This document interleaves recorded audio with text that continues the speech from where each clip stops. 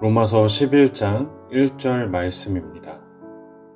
그러므로 내가 말하노니 하나님이 자기 백성을 버리셨느냐? 그럴 수 없느니라. 나도 이스라엘이니요 아브라함의 씨에서 난 자요 베냐민 지파라. 로마서 9장, 10장, 11장에서는 분명하게 흐르는 주제가 있습니다. 그것은 하나님께서 예수 그리스도를 믿지 않기로 선택한 유대인들, 바로 그 유대인들에 대한 구원의 은혜를 하나님은 어떻게 하셔야겠는가라는 주제입니다. 그래서 9장에서는 하나님이 이스라엘 민족 안에서도 예정하시고 선택하신 사람들이 있었다. 그래서 하나님의 구원은 끊어지지 않는다라는 내용이 전해졌고, 10장에서는 자유의지적인 측면을 언급하며 유대인들 스스로 하나님을 거부한 것이라는 내용으로 흘러왔습니다. 그리고 11장에 와서는 이 모든 내용들이 정리되는 모습들을 보게 되는데, 결국 사도 바울이 11장에서 강조해서 전하게 되는 것은 바로 하나님의 신실하심입니다. 누군가가 신실하다고 말할 때, 저 사람 참 신실한 사람이다 라고 말할 때 우리는 이러한 마음을 품고서 그렇게 표현을 하죠. 저 사람은 정말 믿을 만한 사람이구나. 저 사람은 정말 뚝심이 있어서 흔들리지 않는구나. 저 마음은 변하지 않는구나. 이런 마음으로 누군가를 신실하다라고 얘기합니다. 이렇듯 로마서 11장에서 하나님을 신실하신 분으로 소개할 수 있다면 바로 그 하나님께서는 절대 변함이 없으신 분이시고, 그래서 가장 믿을 만한 분이기 때문일 것입니다. 사랑하는 성도 여러분, 구약시대에 하나님께서 선택하셨던 민족은 이스라엘 민족 단 하나였습니다. 그런데 우리가 구약 성경을 통해서 이 이스라엘 민족의 역사를 보다 보면 무엇을 발견하게 됩니까? 하나님과 분명히 백성으로서의 언약을 맺은 민족이지만 그들은 끊임없이 하나님을 배신하고 하나님을 믿지 않고 우상을 섬기는 반복된 반역의 역사들을, 하나님과의 언약을 파괴하는, 언약에 순종하지 않는 자발적인 모습들을 꾸준하게 보게 되죠. 그럼에도 불구하고 하나님의 관점에서 보면 어떻습니까? 하나님은 이러한 이스라엘 민족을 단 한 번도 포기하신 적이 없어요. 다만 성경 안에서 볼 때 하나님이 포기하신 것처럼 보이기는 합니다. 왜냐하면 북이스라엘을 아수르의 손에 넘겨버리시고 남유다를 바벨론에 넘겨버리시니까요. 하지만 그럼에도 불구하고 여러 선지자들을 통해서 하나님이 주시는 메시지는 무엇이었습니까? 이스라엘 민족을 다시 회복시키실 것에 대한 분명한 메시지를 허락하셨던 것입니다. 그러므로 우리가 하나님의 분노하심, 진노하심을 어떻게 보게 됩니까? 사랑의 매를 드셨던 것으로 보게 되죠. 부모가 자녀를 훈육할 때 가끔은 무섭게 훈육하게 되는 것처럼 하나님은 이스라엘 민족을 그렇게 훈육하셨던 사건으로 볼 수가 있는 것입니다. 그런데 예수 그리스도께서 이 땅에 오셔서부터는 이러한 내용들을 좀 더 진지하게 바라보게 됩니다. 예수 그리스도께서 이 땅에 오셨고 유대민족은 성자 하나님이신 예수 그리스도를 믿지 못하고 십자가에 못 박아 죽여버리죠. 그런데 신약 성경에서는 예수 그리스도를 향한 믿음이 없이는 하나님의 자녀가 될 수 없고 구원에 이를 수 없고 하나님의 나라인 천국에 갈 수 없다라고 말합니다. 그렇다면 이 구원의 주제는 유대민족에게 어떻게 적용될 수 있는 것일까요? 구약시대에 하나님의 선택을 받은 민족이기는 하지만 신약시대에 그들은 그리스도를 믿지 않고 십자가에 못 박아 죽이기까지 했는데요. 그리고 사도 바울이 로마서를 기록하고 있는 이 시대까지도, 또한 우리가 살아가고 있는 현재까지도 유대인들은 예수님을 그리스도로 믿지 못하고 있습니다. 그렇다면 하나님이 아브라함을 통해서 그리고 다윗을 통해서 언약하셨던 유대 민족을 향한 하나님의 사랑과 구원의 은혜는 어떻게 되는 걸까요? 예수 그리스도를 믿지 않는다는 이유로 하나님은 그 민족을 완전히 버리셨을까요? 7절로 내려와서 보면 이런 표현이 나오거든요. 그런즉 어떠하냐? 이스라엘이 구하는 것을 얻지 못하고 오직 택하심을 입은 자가 얻었고 그 남은 자들은 우둔하여 졌느니라. 여기서 택하심을 얻은 자들은 하나님께서 구원하기로 작정하신 소수 사람들을 뜻하고 이스라엘이라고 거론하는 것은 유대민족 전체를 뜻합니다. 그러니까 유대민족 전체가 구원을 얻기 위해서 율법을 강조하면서 율법의 행위적인 측면으로 나아가지만 그 안에서도 하나님의 택하심을 입은 구원받는 자는 소수에 불과하다라는 측면으로 말하는 것입니다. 그렇다면 그 남은 자들은 어떻게 되는 것인가? 여전히 율법의 행위를 강조하면서 추구하며 살아가는 그들은 우둔해졌다라고 하는데 이것은 출애굽 시대의 바로와 비교해서 보면 어떻게 이해할 수 있습니까? 하나님은 그들의 완악함을 그대로 내버려 두셨다는 겁니다. 교리적인 단어로 유기라는 단어를 사용할 수가 있습니다. 즉 예수 그리스도를 믿기를 거부한 유대 민족을 하나님은 잠시 그들을 내버려 두신 겁니다. 유기시키신 거예요.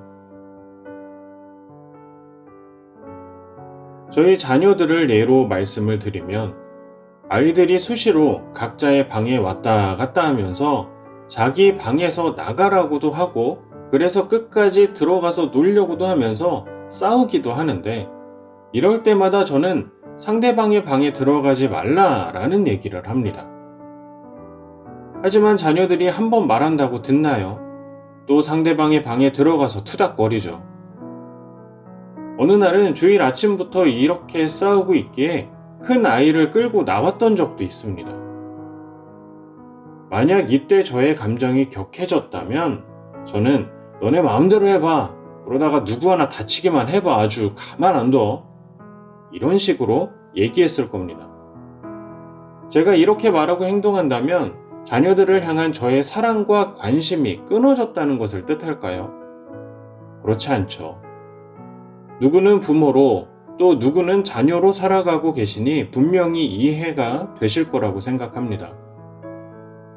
하나님이 이스라엘 민족을 향해 내버려 두시며 유기하셨다는 것은 하나님의 사랑과 관심이 완전 정지되고 멈춰버린 것을 뜻하는 것이 아닙니다. 잠시 그들을 향한 구원의 계획이 멈춰진 상태에 빠졌을 뿐인 것입니다. 그러므로 본문 1절에서 하나님이 자기 백성을 버리셨느냐? 그럴 수 없다 라고 사도 바울이 강력하게 말하는 것은 하나님의 신실하심을 고백하고 있는 것입니다. 이스라엘 민족을 향한 하나님의 사랑과 은혜와 관심은 지금도 끊어지지 않았다는 것입니다.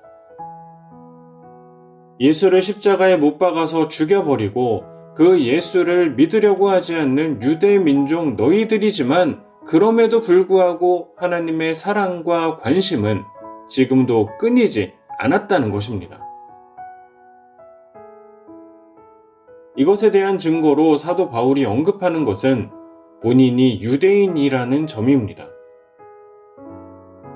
하나님의 사랑과 관심이 끊어졌다면 유대인인 본인도 하나님이 버리셨어야 맞는데 예수 그리스도께서 나를 직접 만나주시고 나를 통해서 복음이 전파되게 하셨다면 유대민족을 향한 하나님의 사랑과 관심은 끊이지 않은 것 아니겠냐는 것이죠. 사랑하는 성도 여러분, 오늘 본문 말씀은 유대 민족을 향해서 전해지고 있는 메시지이지만 그럼에도 불구하고 우리에게 적용시키고자 하는 이유는 11장 전체에서 유대 민족을 향한 하나님의 사랑과 관심이 끊어지지 않은 것처럼 이방 성도들을 향한 하나님의 사랑과 관심도 끊어지지 않고 있다라는 측면이 분명히 언급되고 있기 때문입니다. 그러므로 우리의 삶을 본문과 적용시켜서 한번 묵상해 보셨으면 좋겠습니다. 우리는 수시로 하나님을 떠나고 하나님을 배신하고 하나님보다 다른 것을 더 귀중하게 여기고 하나님보다 다른 것을 더 추구하며 살아가지는 않습니까? 우리가 이스라엘 민족처럼 하나님과의 언약을 스스로 파괴하는 삶을 수시로 살아가고 있지는 않습니까? 예수 그리스도를 믿겠다고 고백도 하였고 그래서 세례도 받았습니다.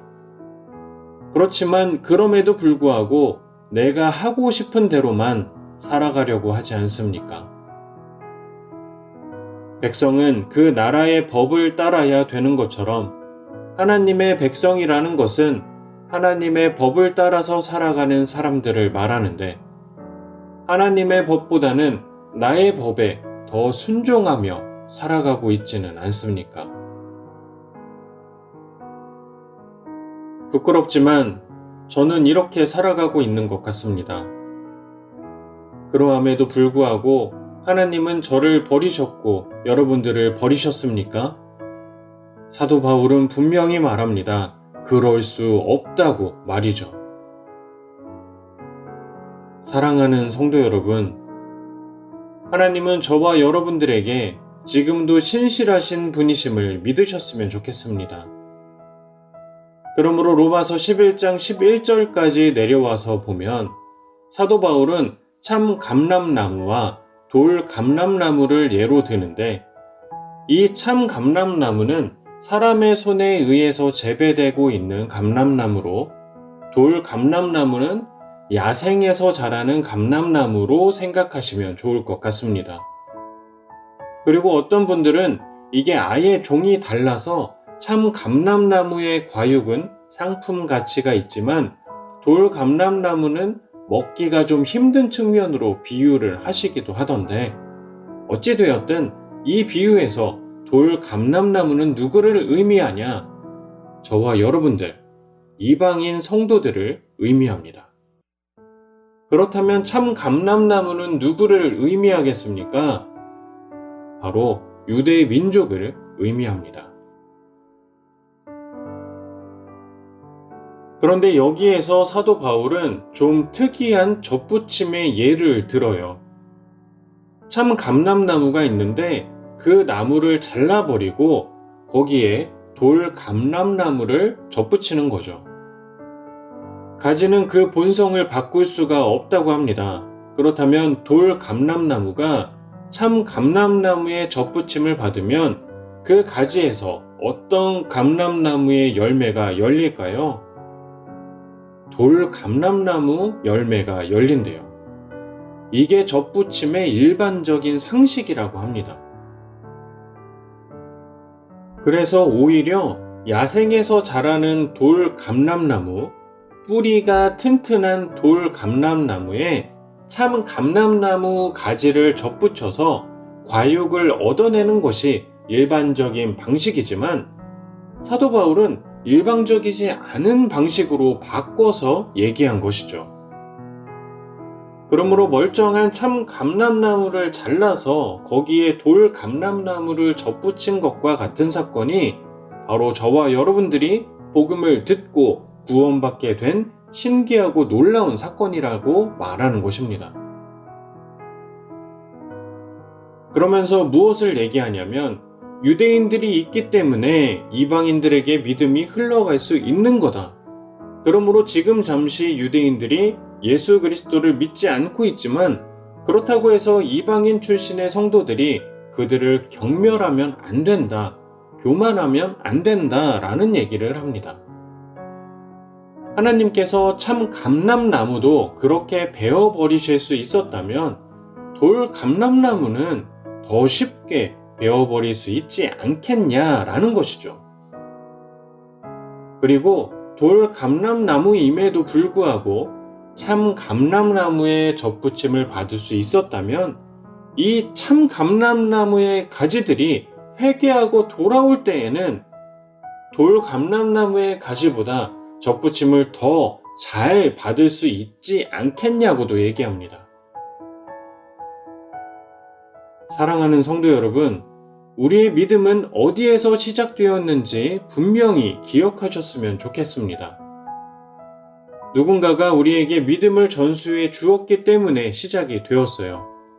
하지만 우리는 그것을 잘 지켜내지 못할 때도 있고 잘 지켜낼 때도 있겠죠. 이스라엘 민족처럼. 그럼에도 불구하고 신실하신 하나님은 우리를 향한 사랑과 관심을 거두시지 않는 분이심을 다시 한번 강력하게 말씀드립니다. 사랑하는 성도 여러분, 부디 하나님의 신실하심을 믿으셨으면 좋겠습니다. 우리가 어떠한 마음으로 이 자리에 있는지 모르겠습니다. 저 또한 제가 어떤 정신으로 이 자리에 서 있는지도 모르겠을 만큼 정신없을 때도 있습니다. 하지만 이러함에도 불구하고 이러한 우리임에도 불구하고 하나님은 우리에게 참 감람나무의 진액을 먹이시며 우리를 길러 가십니다. 돌 감람나무와 같은 우리들의 열매는 돌 감람나무다운 열매를 맺는 것이 상식이라 하지만 그럼에도 불구하고 하나님은 우리에게 하나님의 은혜를 흘려 보내주십니다. 참 감람나무에 돌 감람나무 가지를 덧붙여서 너 왜 참 감람나무 열매를 맺지 않아? 이렇게 타박하시는 분이 아니시라는 겁니다. 신실하신 하나님은 우리가 어떤 열매를 맺을지 이미 다 아시는 분이시죠. 그럼에도 불구하고 하나님은 우리를 향한 신실하심을 단 한 번도 거두신 적이 없습니다. 부디 우리를 향한 하나님의 신실하심에 대한 믿음과 확신이 분명히 서셨으면 좋겠습니다. 사랑하는 성도 여러분, 왜 하나님은 우리를 향한 그 신실하심을 그렇게까지 거두시지 않는 걸까요? 로마서 11장 32절까지 내려와서 보면 사도 바울은 이렇게 말합니다. 하나님이 모든 사람을 순종하지 아니하는 가운데 가두어 두심은 모든 사람에게 긍휼을 베풀려 하심이로다. 모든 사람을 순종하지 아니하는 가운데 가두어 두셨다는 것을 저는 이렇게 말씀을 드리고 싶습니다. 아담과 하와가 죄를 지었죠. 그 이후로 수많은 시간이 지나서 지금까지 그들의 죄가 흘러오고 있는데 우리는 그것을 원죄라고 표현합니다. 그래서 우리에게도 원죄가 있다고 말하죠. 하나님은 왜 그것을 단번에 해결하지 않으셨을까요? 왜 수천 년이 지나서 예수 그리스도를 보내심으로 구원받는 방법은 알려주셨는데 왜 전능하신 하나님은 그 죄를 단 한 번에 해결하지 않으셨냐는 거죠. 그러므로 모든 사람을 순종하지 아니하는 가운데 가두어 두셨다는 것은 하나님이 그 죄의 문제를 단번에 해결하지 않으셨다는 것으로 이해할 수 있는 것 같습니다. 그리고 모든 사람에게 긍휼을 베풀려 하심이로다. 이 구절은 예수 그리스도를 이 땅에 보내주신 사건으로 이해합니다. 우리가 예수 그리스도를 통해서 제일 먼저 깨닫게 되는 것이 무엇입니까? 죄에 대한 깨달음이죠. 내가 정말 죄인이구나. 하나님을 이렇게도 싫어하는 죄인이구나. 그런 깨달음이 있는 자들은 어떤 삶으로 나아갑니까? 회개함으로 하나님께 겸손하게 나아가죠. 긍휼의 은혜를 얻기 위해서 나아가죠. 모든 사람에게 긍휼을 베풀려 하심이로다 라는 표현은 하나님께서는 우리의 죄를 단번에 없애기보다는 우리가 죄에 대한 것을 깨닫고 하나님 앞에 신실함으로 나아오는 성도가 되기를 원하셨다라는 표현으로 이해하게 되는 것 같습니다. 하나님은 저와 여러분들도 하나님만큼이나 신실한 성도가 되기를 원하십니다. 이스라엘 민족이 신실한 성도로 신실한 백성으로 살아가기를 원하셨던 것처럼 오늘날 저와 여러분도 하나님 안에서 신실한 성도로 살아가길 원하십니다. 그렇다고 해서 하나님은 왜 그렇게까지 우리에게 신실하시는가? 저도 잘 모르겠습니다. 사도 바울도 로마서 11장 33절에서 우리가 그 하나님의 깊으신 뜻을 어떻게 이해할 수 있겠냐는 내용을 담아 이렇게 찬양하며 고백합니다. 깊도다 하나님의 지혜와 지식에 풍성하며 그의 판단은 헤아리지 못할 것이며 그의 길은 찾지 못할 것이로다. 유대민족이 그렇게 예수 그리스도를 거부해도 그들을 향한 사랑과 관심을 끊지 않으시는 그 하나님의 진짜 이유를 우리가 어떻게 다 이해하고 그들이 믿지 않기 때문에 예수 그리스도에 대한 복음이 이방인들에게 흘러가서 전 세계가 믿음 안에서 충만하게 된 그 이유도 사도 바울은 다 이해할 수 없다는 거예요. 우리가 그 하나님의 깊으신 뜻을 다 이해할 수 없기에 깊도다 하나님의 지혜와 지식의 풍성함이여 라고 고백하며 사도 바울은 하나님을 찬양하는 겁니다. 사랑하는 성도 여러분, 하나님이 우리에게 왜 신실하신지 궁금하십니까? 저도 잘 모르겠습니다. 하지만 우리를 향한 하나님의 그 신실하심이 끊이지 않고 있다는 것만큼은, 멈추지 않고 있다는 것만큼은 성경에서 분명히 얘기하고 있으니 이 부분만큼은 강조해서 말씀드릴 수가 있습니다.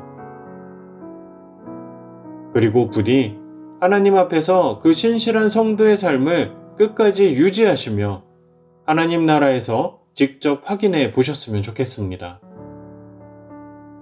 부디 하나님의 신실하심에 확신하시고 믿으시고 그 신실하심에 더욱 반응하는 저와 여러분들이 되셨으면 좋겠습니다. 그리고 누군가가 신앙생활을 쉬고 있다면 하나님의 신실하심이 끊이지 않기를 위해서 중보할 줄 아는 지혜로운 성도들 되셨으면 좋겠습니다. 그리하여 우리도 하나님 앞에서 유대민족의 역사를 반복하는 성도가 아니라 더욱 신실하게 반응하는 귀한 성도들 되어서 하나님과의 관계가 더욱 돈독해지고 하나님과의 관계가 더욱 단단해지고 하나님 없이는 살아갈 수 없는 저와 여러분들 되실 수 있기를 주님의 이름으로 간절히 축복합니다.